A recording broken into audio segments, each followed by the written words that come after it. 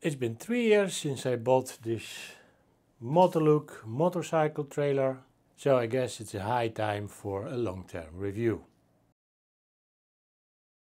During these 3 years, the trailer was 3 times in Poland, once in Portugal. I wasn't there, but I lent my trailer to my friends and they brought the motorcycle from Portugal to the Netherlands. And I made several trips to Kawasaki dealer as well.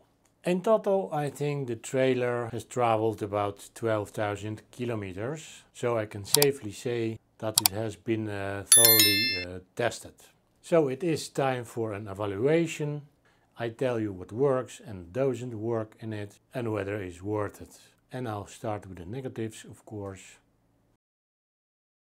So the biggest and probably the most important problem are the wheels on this trailer. The original wheels have tires with the tubes in it, and this causes a whole lot of problems. Firstly, the wheels have vibrations. Everything shakes, which is not nice when you have to drive 1500 kilometers. They overheat and finally lose their durability and they break, which happened to me on the way to Poland last year.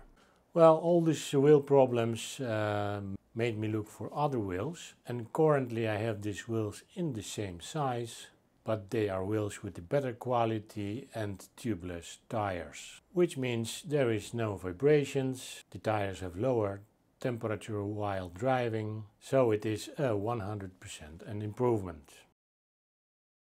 Another problems are these pins that hold the entire trailer in one piece.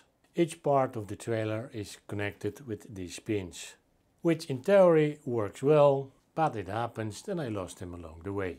The biggest problem was when I lost this thick and a long pin.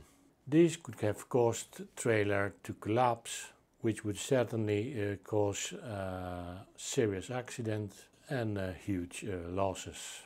It happened to me in Germany. Fortunately, I was driving very slowly and at the time I had the car window open, so I heard the pin fall out and made a lot of noise. And that's the only reason why nothing terrible happened. So, as you can guess, I bought an extra pins and I always have them with me.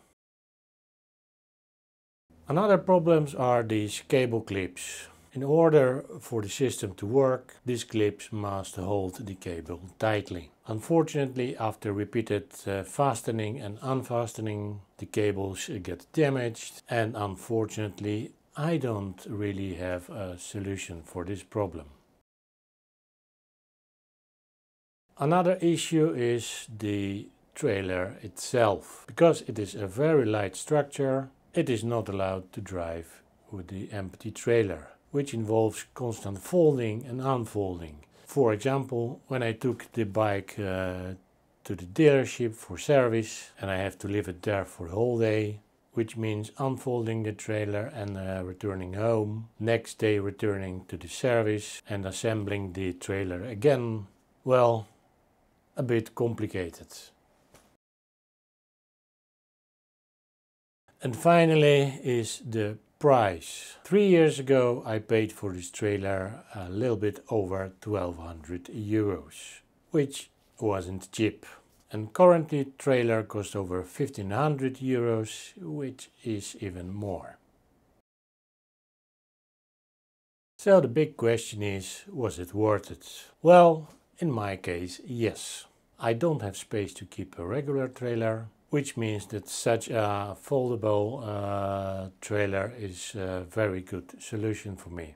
It fits in the trunk in my car and I keep it in my shed. Due to possibility of folding this trailer, I can, for example, pack the motorcycle on the trailer, go to the mountains, park anywhere, put the trailer in the trunk of my car and enjoy riding the motorcycle without worrying that someone will steal or damage the trailer.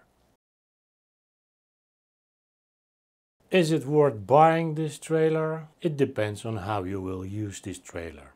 If you intended to use it every day, it is better to buy a regular trailer with the big wheels. It is cheaper and certainly more stable.